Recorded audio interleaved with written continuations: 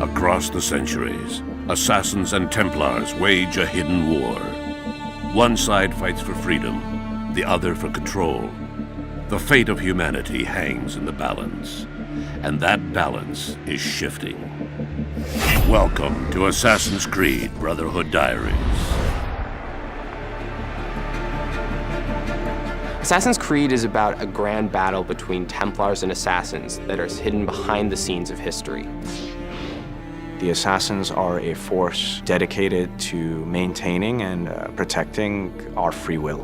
And that sets them in direct opposition to the Templars, who are all about control.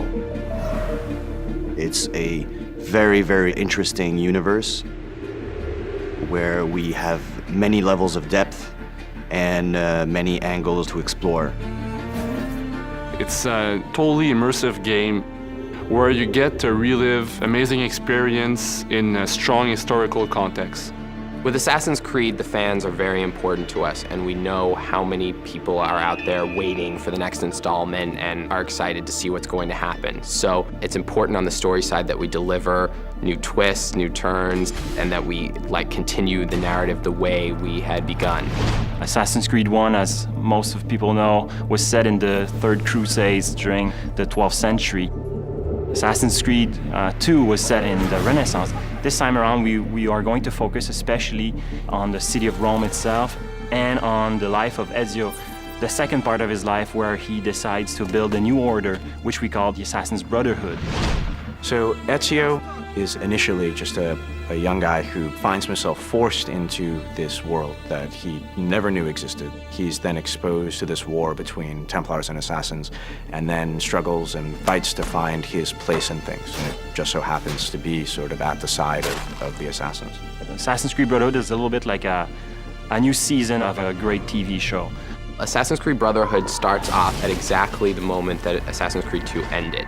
So, when we made Assassin's Creed 2, we understood that Ezio's story was more epic than anything we could tell with one game. And this time around, what we wanted to give the players is the fantasy of being leader of an assassin order. And it made sense for us to put the player in that position and have that extra responsibility of not only teaching them, but also recruiting them and molding the next generation of assassins. The player will be able to recruit new assassins, train them, and eventually send them on different types of missions. You will see many familiar faces in Assassin's Creed Brotherhood. Lots of characters that you knew before in Assassin's Creed 2 will return, but not necessarily the way you expect. Now Ezio is much older, he's wiser, and he's about to become a leader of the Assassin Order, and he'll need to prove that he truly can lead. But things aren't going to go as planned. Next on the Brotherhood Diaries. We're introducing a fresh and unique multiplayer experience, so that's the first time we are doing that for the Assassin's Creed franchise. In Assassin's Creed Brotherhood, the player is going to get to actually create the Renaissance in Rome.